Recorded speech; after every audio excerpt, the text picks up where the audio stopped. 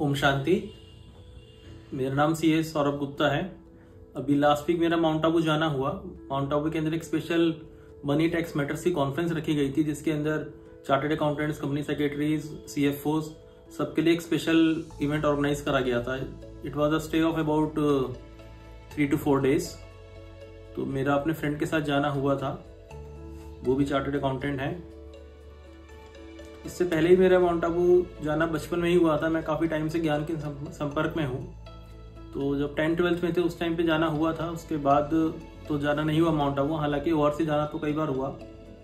सब लोगों के जैसे सेंटर पे आते रहते हैं तो सबके हम विचार सुनते थे कि उनको माउंट आबू जाके बहुत ही अच्छा लगा और बहुत ही अच्छे अच्छे लोग अपने अपने अनुभव शेयर करते थे। तो ऐसा लगता था कि पता नहीं ऐसे ही क्या ही उनको अच्छा लग गया। लेकिन खुद से एक बार जाके देखा है तो कुछ अलग ही अनुभव हमें मिला। तो जो अनुभव रहा उसको शब्दों में बयान करना तो इतना आसान नहीं है। तो मैंने एक छोटी सी कविता लिखी है, जिससे मैं कोशिश करूंगा जिससे कि जो मेरा अनुभव है आप लोगों को पता लग पाए। माउंट आबू में बिताए पल दिल को छू गए, ज्ञान की गहराई में हम खुद से जुड़ गए। वित्तीय जनों के लिए खास था ये आयोजन, सेवाधारियों में दिखा भाव, दिव्यता का संगम।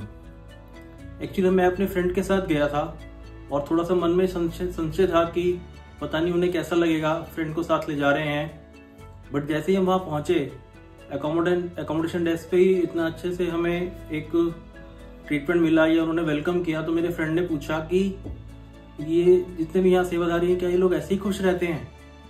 तो ये सुन के एक नशा सा आ गया और इतना जो भी दिमाग में संशय थे सब निकल गए और 3 दिन तक हम इसी नशे में भरपूर रहे।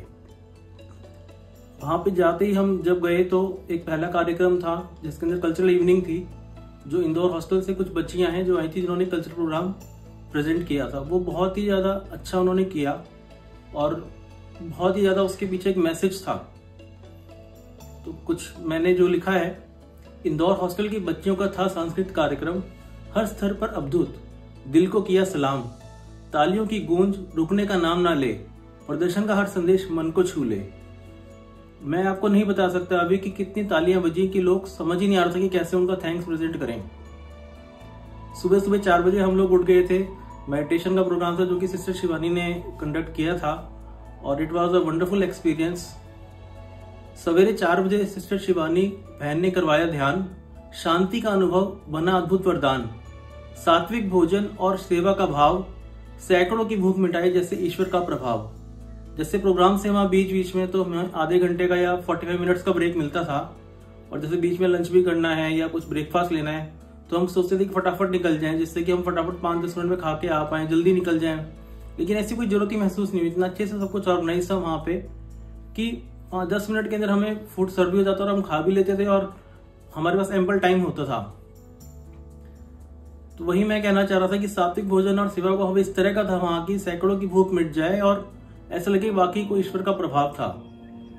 श्रेया दीदी ने के रिश्तों पर विचार, हर शब्द ने छुआ दिल के हर द्वार, ज्ञान सरोवर, सोलर, पांडव भवन का भ्रमण, ईश्वरीय संस्था पर गहरा हुआ हमारा विश्वास का चरण। मित्र को लेकर चले थे, मन में था थोड़ा संशय, सेवा की मुस्कान ने मिटा दिया वह भय, सेवाधारियों की आभा हर कोने में महसूस हुआ। सेवाधारियों का सकारात्मक का जो प्रकाश था, उनकी आभा थी, उनके सकारात्मक का जो प्रकाश हमें महसूस हुआ, हर कोने महसूस हुआ जैसे हमें भगवान का वास हो।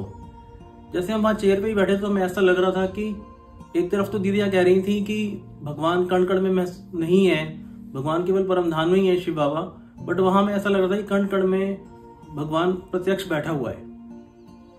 डिजिटल वेलबींग के हमारे लेक्चर्स हुए जिन्होंने वाकई हमें बहुत टचिंग मैसेज दिया। डिजिटल वेलबींग ने दी नई दृष्टि, सीखा साझा करना और अपनों की सृष्टि, मेहमान से परिवार बनने की सहजता, हर भाव में दिखी झलकी आत्मीयता।